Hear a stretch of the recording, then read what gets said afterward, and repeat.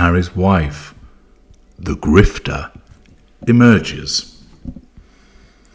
Mail Online, through Harriet Alexander, reports, downcast Duchess, makeup-free as she is public for first time since her $20 million Spotify podcast deal ended and streaming services head of innovation called her and Harry fucking grifters. Let's find out what's going on, and then I can explain to you what is really going on. The Duchess of Sussex was pictured looking pensive on Friday, ending her $20 million deal with Spotify. Harry's wife, 41, was spotted near her Monty Shit Show home, apparently in an intense conversation. Probably Harry rang her up saying, "I can't find my building blocks," and she was lambasting him, telling him that she had burned them. She then removed her earbuds, but continued checking her phone as she walked along.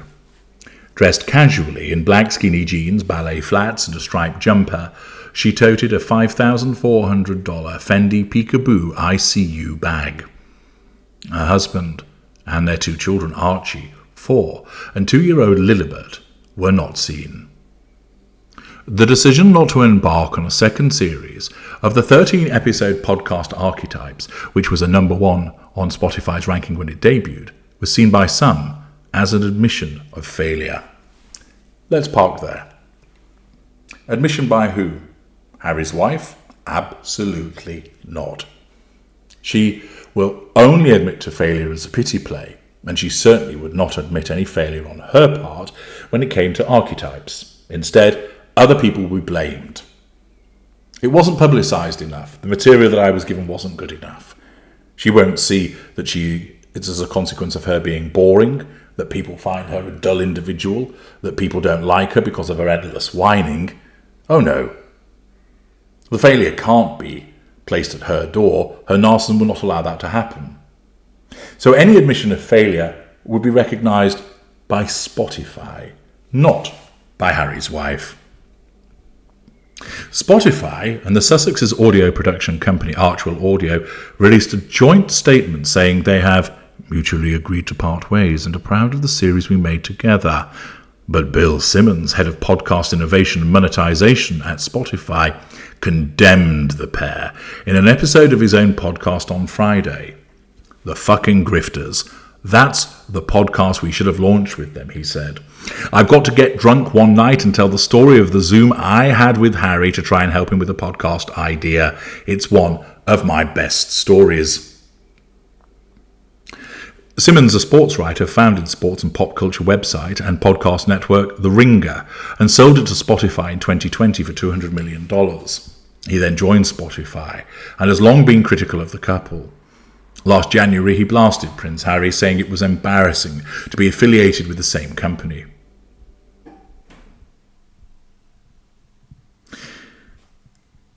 This demonstrates, of course, the disconnect between the PR statement that had been issued and somebody that actually has worked with the Sussexes describing that behaviour.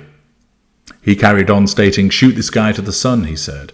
"I'm so tired of this guy. What does he bring to the table? He just whines about shit and keeps giving interviews." Who gives a shit? Who cares about your life? You weren't even the favourite son. You live in fucking Monty Shit Show. And you just sell documentaries and podcasts and nobody cares what you have to say about anything unless you talk about the royal family and then you just complain about them. It then talks about the fact that Spotify had laid off staff and the fact that they live in a mansion in Monty Shit Show and how much it costs. But of course, double bad news for Harry's wife. First of all, Spotify isn't going to continue to work with her.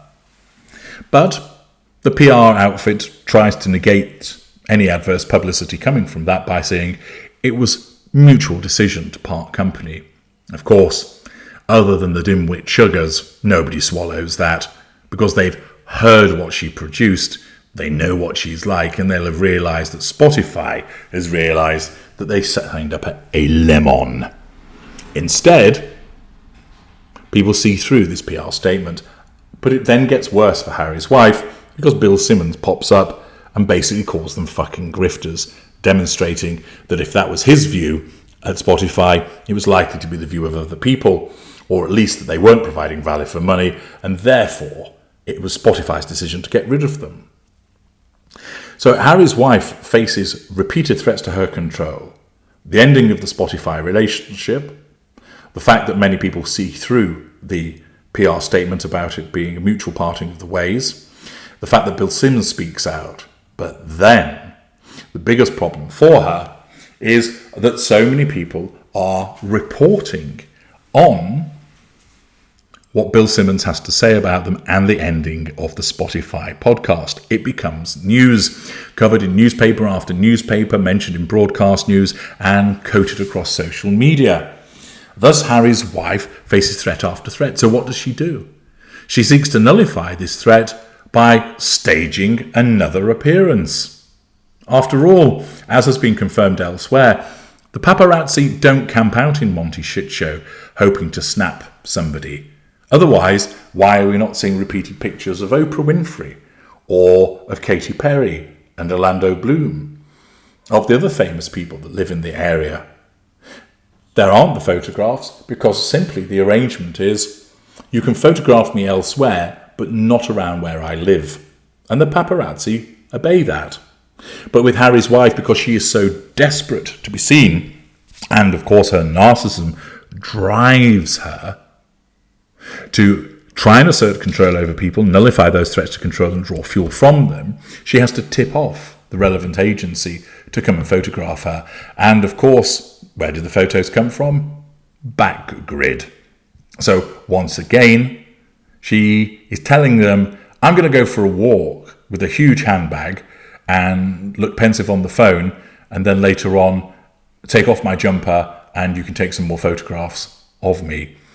Presumably, this has been done in an attempt to have people perhaps feel a bit sorry for her and be a pity play.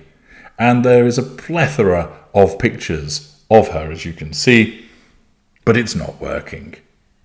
Once again, it's an attempt by Harry's wife to assert control through staging a photo shoot, which is what it is in effect, as she strolls along the road, probably only walking a few hundred yards, and that was sufficient. Probably just got in a car, drove to there, walked along, got back in the car, and then went away. And it was just a transparent and further see-through attempt of her looking subconsciously to assert control and draw fuel. It's done to try and nullify the repeated threats to control she's suffering as a consequence of the announcement about the loss of the Spotify deal and Bill Simmons' observations. But it isn't going to work because people know what she is. People see straight through her. Let's have a quick dive into the below-the-line comments. Dark Tokyo, it's a pap stroll. She knows what she's doing. Scott's Lass, come on Charles, now is the ideal time to remove the Sussex's titles. Cockney Rebel, finally someone has seen exactly what they are and has got the guts to say it. Well done, that man. Manxy Cat, she's still 41.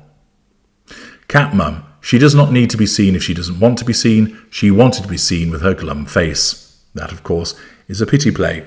No doubt she's whining to Harry or whoever will listen. Nobody asked me if I was okay. Red 18. Makeup free? Who are you kidding? Toon. Naturally from the Toon. I love watching them fall over their own eagles. Vera True Talk. The decision not to embark on a second series of the 13-episode podcast Archetypes.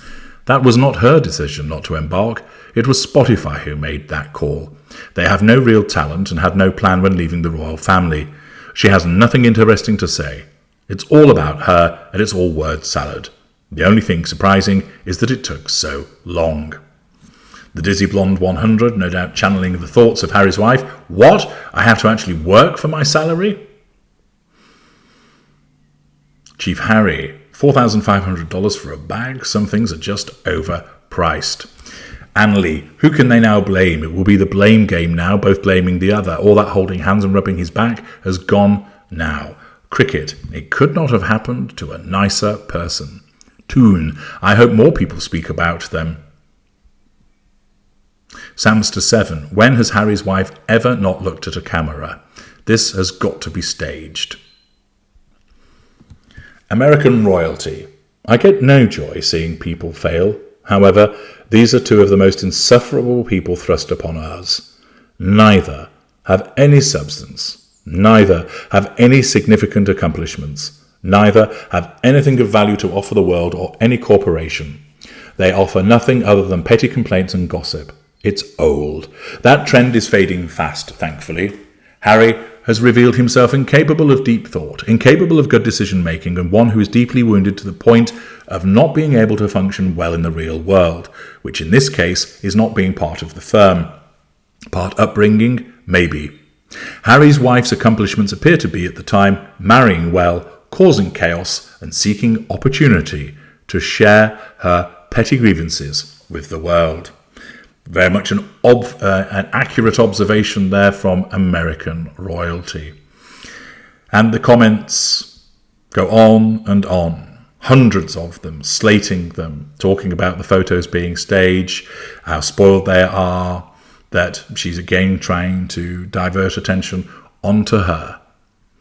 It is not a good time for Harry's wife. The downward spiral is picking up pace, and it's an attempt to draw attention on her, to deflect from the trooping of the colour, but more importantly to deflect from the woes by way of some form of pity play in relation to the Spotify termination and the comments of Bill Simmons. I'm H.G. Tudor. Thank you for listening.